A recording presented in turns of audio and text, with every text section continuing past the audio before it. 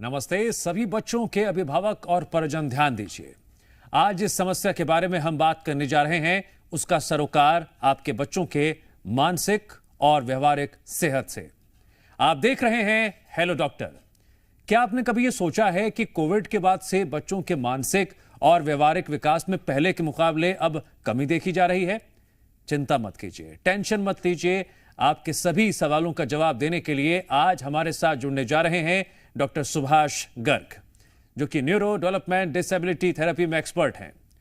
Doctor Subhash जी, मैं आपका बहुत बहुत स्वागत करता हूं। थोड़ी सी जानकारी मैं दर्शकों को दे देता हूं। डॉक्टर सुभाष जी ने मेंटल हेल्थ में पीजी डिप्लोमा किया है और वो इंदौर में मौजूद अरबिंदो मेडिकल कॉलेज में एसोसिएट प्रोफेसर के रूप में कार्यरत भी हैं।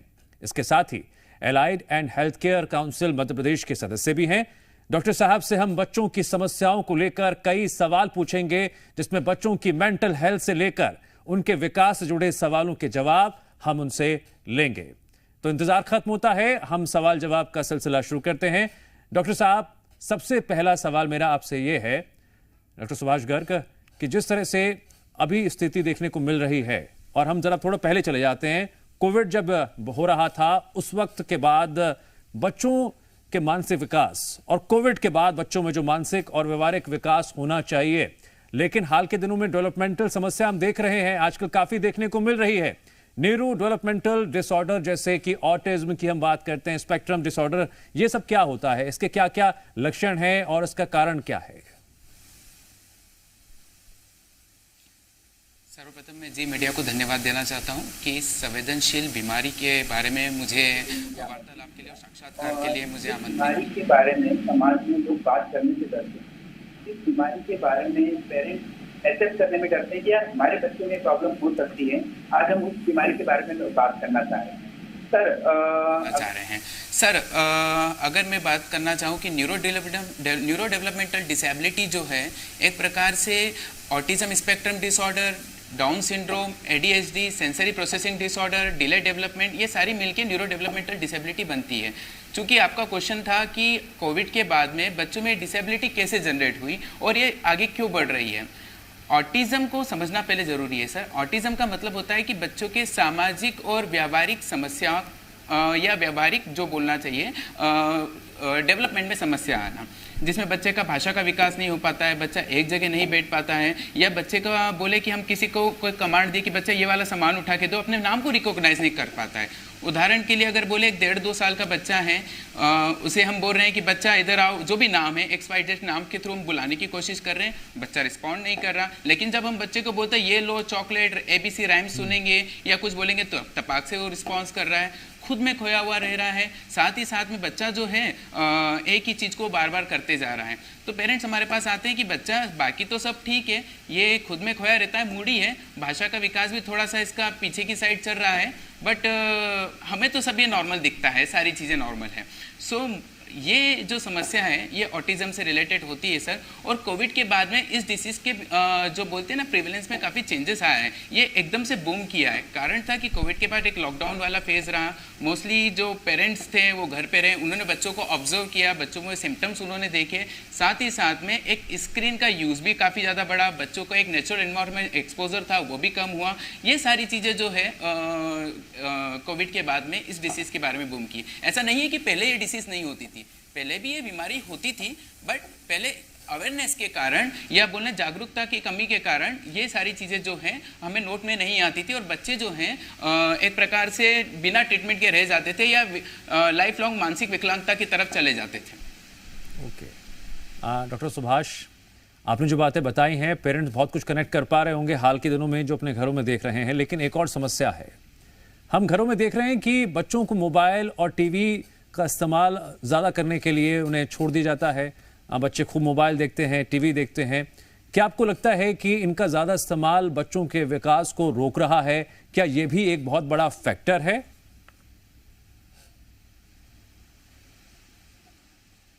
ठीक है सर, एक चीज़ मैं आपको बताता हूँ कि WHO का गाइडलाइन है कि 6 महीने से लेके 4 साल तक के बच्चों का स्क्रीन टाइम जो है 0 होना चाहिए, है ना। और 5 साल से 8 साल तक के बच्चे का स्क्रीन टाइम 1 घंटे होना चाहिए, 8 से 12 साल तक के बच्चे का स्क्रीन टाइम 2 घंटे होना चाहिए और 12 से 18 साल तक के बच्चे का स्क्रीन टाइम मैक्सिमम 3 आवर्स होना चाहिए।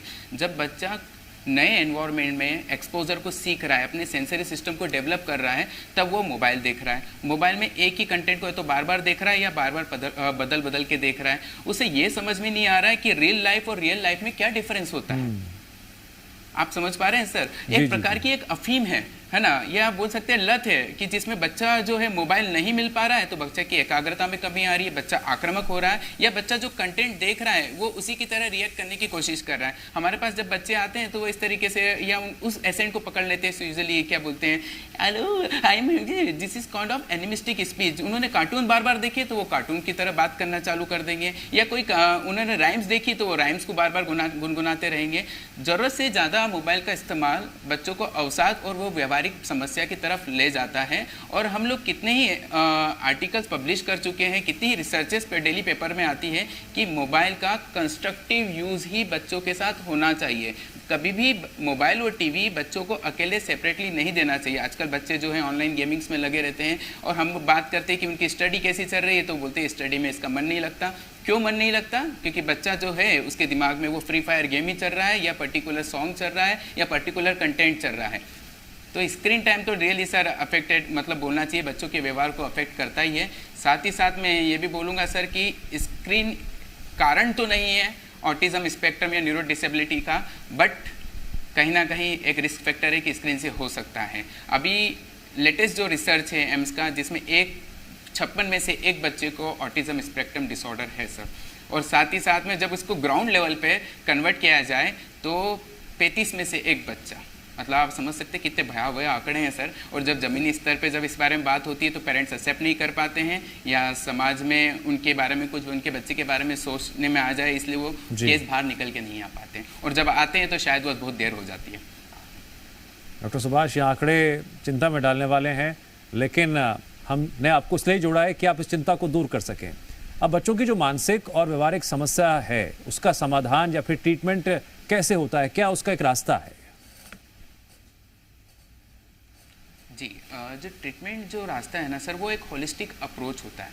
होलिस्टिक अप्रोच जिसमें डॉक्टर, थेरेपिस्ट ये साथ में मिलके काम करते हैं। सबसे पहले हम बात करते हैं एक ऑक्यूपेशनल थेरेपी होता है, जिसमें ऑक्यूपेशनल थेरेपी में सेंसरी इंटीग्रेशन एक अप्रोच होता है, न्यूरो डेवलपमेंटल थेरेपी होती है, को डेवलपमेंट प्रोग्राम होता है ना, वर्चुअल रियलिटी ट्रेनिंग होता है, कॉग्निटिव परसेप्चुअल एक्टिविटीज़ होता है, ब्रेन जिम एक्सरसाइज होता है, मिड लाइन क्रॉसिंग एक्टिविटीज़ होता है, ऑगमेंटेड रियलिटीज़ के साथ बच्चों को सिखाया जाता है, स्ट्रक्चर बिहेवियर थेरेपी प्रोग्राम होता है, विजन थेरेपी होता है। तो ऐसे कहीं स्पीच थेरेपी प्रोग्राम होता है, लैंग्वेज एंड कम्युनिकेशन प्रोग्राम होता है, अल्टरनेट एंड ऑगमेंटिव कम्युनिकेशन प्रोग्राम होता है। ये सारी चीज़ें बच्चों को थेरेपीज में सिखाई जाती है और थेरेपी से बच्चा सीखता है।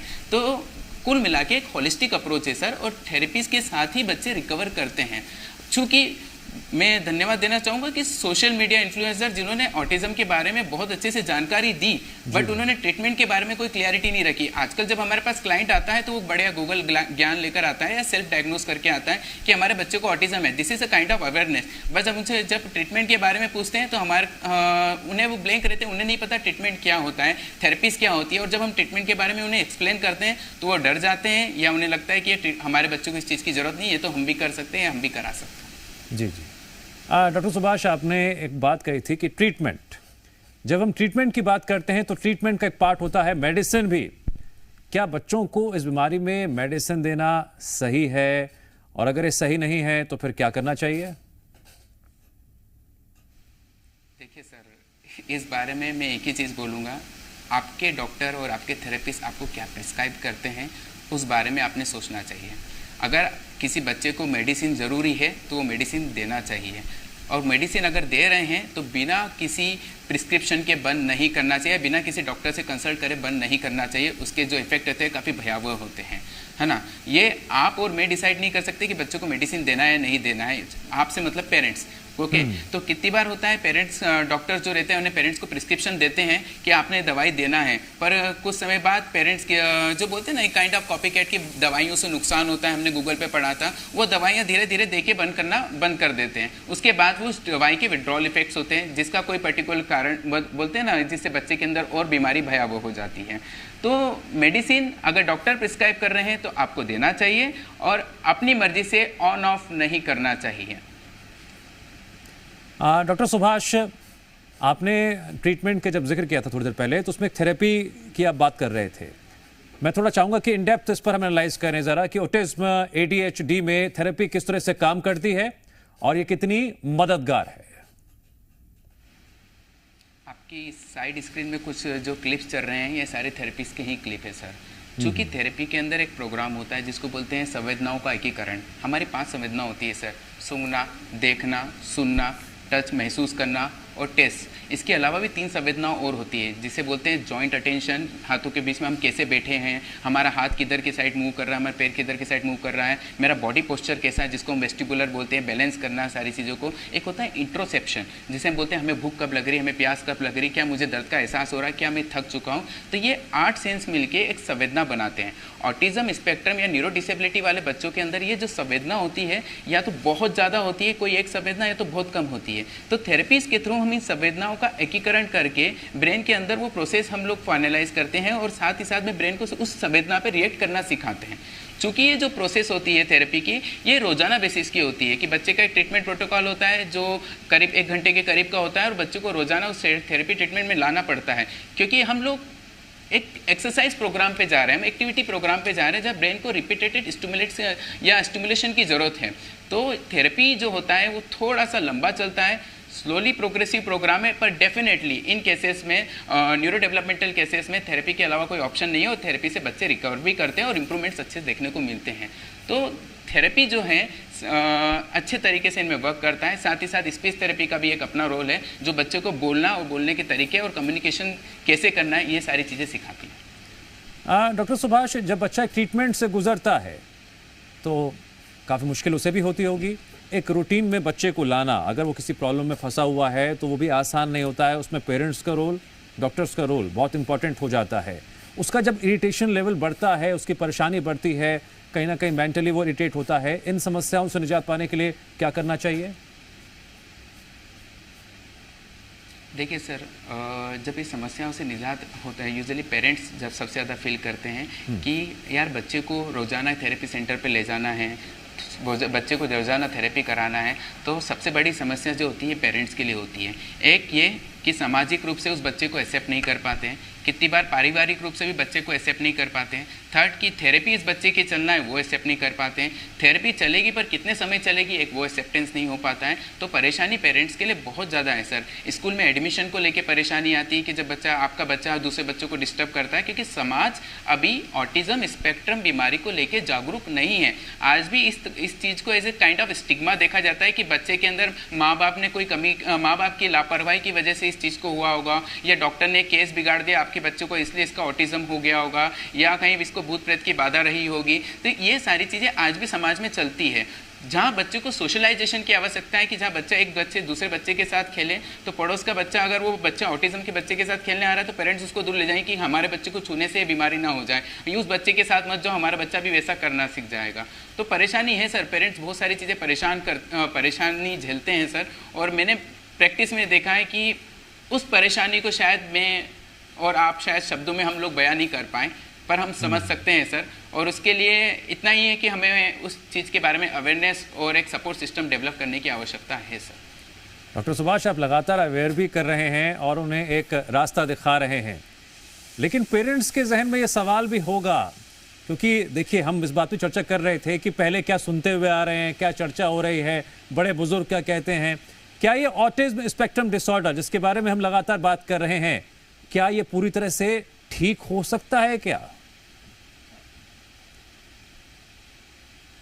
देखिए सर, बहुत ही बढ़िया क्वेश्चन है और शायद अभी तक हमारे जितने श्रोता हैं या जितने देखने वाले व्यूअर्स हैं उनके सबके जहन में ये बात होगी क्या ये ठीक हो सकता है क्या?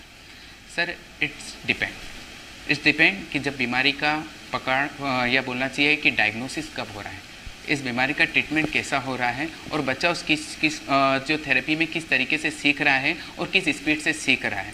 बोलते ना बड़े बुजुर्गों के दिमाग में आती कि एक काम करें आप थेरेपी ना कराएं, आप एक काम करें बच्चे को चिड़िया का पानी पिलाएं, शंख का पानी पिलाएं, महाराज जी बोलते रुद्राक्ष का पानी पिलाने से बच्चा। मैं बोलता हूँ सब कीजिए, दवा के साथ दुआओं की भी ज़रूरत होती है, पर आप थेरेपीज़ को कंटिन्यू करके रखें। थेरेपीज़ का बहुत बहुत अहम रोल है सर, है ना। थेरेपी से ही बच्चे इम्प्रूव करते हैं। बात रही रिकवरी की, जहां हमने केसेस देखी है बच्चा जो है जल्दी सीख जाना चाहिए वो थोड़ा सा लेट सीख रहा है, जो बच्चा हम सोच रहे थे इस बच्चे की प्रॉब्लम ज़्यादा है वो जल्दी रिकवर कर रहा है। मैं सॉरी आपको मैंने इंटरप्ट किया, लेकिन एक क्वेश्चन मेरे जहन में आया कि थेरेपी लेने का जो टाइम पीरियड है, जी जी, क्या इसको लेकर भी जहन में पेरेंट्स के जहन में सवाल आते हैं कितने टाइम तक थेरेपी लेनी चाहिए? कभी कभी ऐसा भी होता होगा उन्हें लगता है पॉजिटिव दिखाई देता होगा, कभी लगता होगा कि कुछ हो नहीं रहा है, तो ये पेशेंस कितना बड़ा रोल प्ले करता है?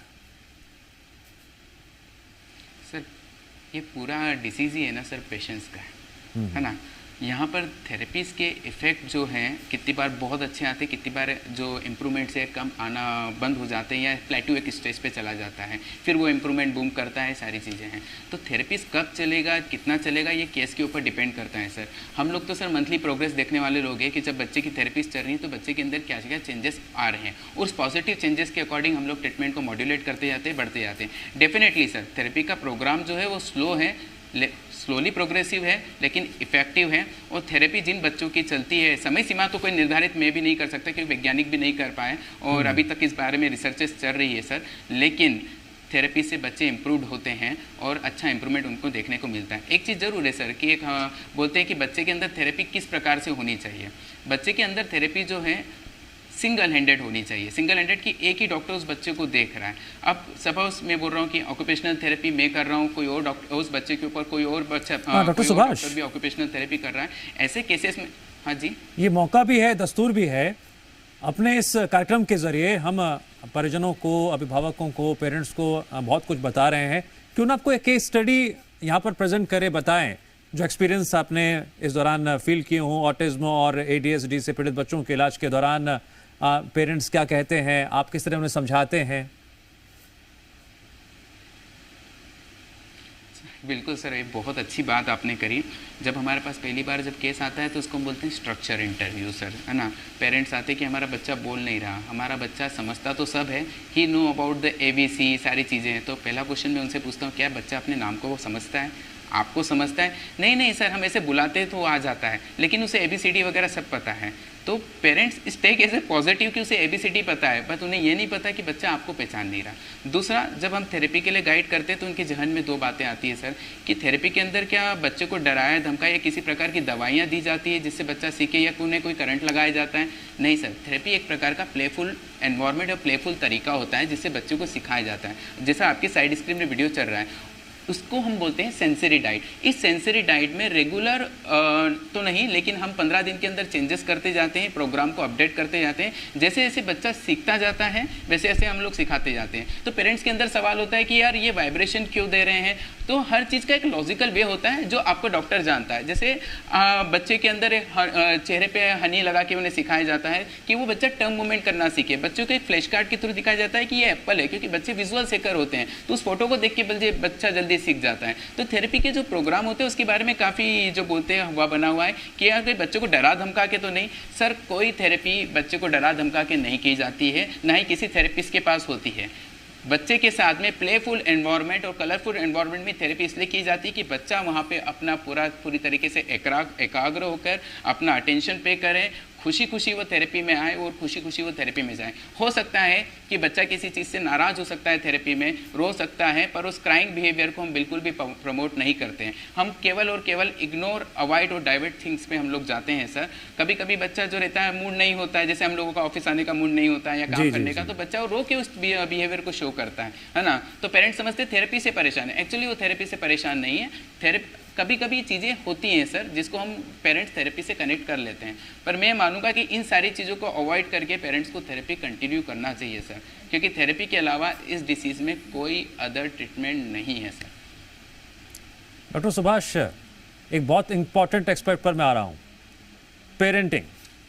जो ऑटिज्म और ADHD से पीड़ित बच्चे हैं उनके पेरेंट्स के सामने देखिए अपनी एक लाइफस्टाइल भी है, अपनी रिस्पॉन्सिबिलिटीज़ भी है, अपने जॉब पर अपने काम पर भी जा रहे हैं और उन बच्चों को संभालना भी है, उन्हें राइट डायरेक्शन भी दिखानी है। उनके सामने कई तरह के चैलेंजेस होते हैं। इन चैलेंजेस को पार पाने के लिए पेरेंट्स को किन बातों का ध्यान रखना चाहिए, साथ ही पेरेंट्स को क्या करना चाहिए और क्या नहीं करना चाहिए, डूज एंड डोंट्स, प्लीज इस पर भी एक्सप्लेन कीजिए। सर, सबसे पहले मैं बोलूँगा, कोई भी गूगल ज्ञान अपने बच्चे के ऊपर अप्लाई नहीं करना चाहिए। दूसरी बात, किसी एक बच्चे की थेरेपी प्रिस्क्रिप्शन को अपने बच्चे के ऊपर कॉपी नहीं करना चाहिए, क्योंकि हर बच्चा अलग है और हर बच्चे का थेरेपी प्रिस्क्रिप्शन अलग होता है। थर्ड, बिना किसी डॉक्टर के प्रिस्क्रिप्शन के ना तो आप दवाई चालू करें, अगर आपने चालू कर भी दी है तो उसे बंद करने के लिए भी डॉक्टर की हेल्प लें, अपनी मर्जी से ऑन ऑफ ना करें। चौथा, आपके थेरेपिस्ट और थेरेपी पे विश्वास रखें। बच्चे को, आपकी बिजी लाइफस्टाइल है, आई नो, आपने काम भी करना है और एक स्पेशल किड्स को भी संभालना है। इस चक्कर में पेरेंट्स एक गलती जो कर देते हैं कि मल्टीपल थेरेपीज में बच्चों को इन्वॉल्व कर देते हैं। बच्चों को ऑक्यूपेशनल थेरेपी ज़रूरी है, लैंग्वेज थेरेपी प्रोग्राम ज़रूरी है, साथ ही साथ माता पिता का प्यार ज़रूरी है। अब पेरेंट्स एक बार आँख बंद करके महसूस करें कि उनका बचपन कैसे बीता था, उन्होंने क्या क्या एक्टिविटीज़ की थी, वो किस तरीके से खेलते थे और किस तरीके के टॉयज़ के साथ उन्होंने खेला है। बस वही अपने बच्चों के साथ करना है और कुछ नहीं करना है सर। आप बच्चों को ज़रूरत से ज़्यादा एंगेज कर देंगे तो ऐसे बच्चे को हमारे यहाँ खिचड़ी बच्चा बोलते हैं। कि अगर बोला जाए ना सर, मैथ सब्जेक्ट है, एक स्टूडेंट को पढ़ाना, पर 4 टीचर अगर मैथ से ही पढ़ाएंगे तो बच्चा क्या समझेगा। वैसे ही प्रकार से कि बच्चे को केवल जो एक थेरेपीज है उसी एक थेरेपीज के साथ कंटिन्यू करके रखें। बच्चे को मीठा और मैदा बिल्कुल अवॉइड करके रखें। और स्क्रीन टाइम तो मैं फिर बोलूँगा सर, एक प्रकार की अफीम है, उस अफीम से हमें बच्चे को दूर रखना चाहिए। साथ ही साथ विश्वास रखें, खुद के लिए समय निकालें और बच्चे को एक नेचुरल वातावरण में इन्वॉल्व करने की तरफ देखें और शारीरिक गतिविधि में इन्वॉल्व करें। मैं फिर बोलूँगा कि हम लोग एकेडमिक स्किल से ज़्यादा बच्चे की जो बोलते हैं ना सर, कॉग्निटिव स्किल्स है या मोटर स्किल्स है, उस डेवलपमेंट पे हम लोग सबसे ज़्यादा फोकस करें तो हमारा बच्चा जो है इस बीमारी से जल्दी निकल जाएगा। प्रेशराइज नहीं करना है बच्चे को, खुल के हंसी खुशी में काम करवाना है, बच्चे की ज़रूरत को समझना है। जब हम बात करते हैं कि बच्चे को स्क्रीन को नहीं देना है तो ये परहेज पेरेंट्स के लिए भी लागू है, बच्चों के लिए नहीं। उस बच्चे को तो यही समझ में नहीं आ रहा है कि मेरे लिए क्या सही है क्या गलत है, तो ये जो परहेज है पेरेंट्स को करना है कि स्क्रीन टाइम का जो लिमिट यूज़ उन्हें खुद को भी करके रखना है। साथ ही साथ में जब वो करवा रहे हैं तो वो स्ट्रक्चर जो बोलना चाहिए ना, एक हेल्दी स्क्रीन टाइम की तरफ जाना चाहिए कि जहाँ पूरा परिवार बच्चे के उस कंटेंट को देखे, खुद के बच्चे की वीडियोज़ बना के देखें, साथ ही कोई मूवी देख रहे हैं तो साथ में बिठा के देखिए। कभी भी बच्चे को स्क्रीन अलग से नहीं देना है या उसे रोना, अगर बच्चा रो रहा है उसे चुप कराने के लिए नहीं देना है, नहीं तो बच्चा उसको बिहेवियर में अडॉप्ट कर लेगा और हमारी कितनी भी थेरेपीज चलती रहें हमारा इलाज संभव नहीं हो पाएगा। तो परहेज जो है इसमें पेरेंट्स को करने की बहुत ज़्यादा आवश्यकता है, वो पेरेंट्स को करना है sir. I know busy life style है, आपका बहुत अच्छा सवाल है सर कि यूजुअली फादर है जो 9-10 घंटे वर्क पे रहते हैं, मदर दिन भर बच्चे को संभाल रही है, एक समय फ्रस्ट्रेशन का आता है कि मैं इसके साथ क्या करूँ।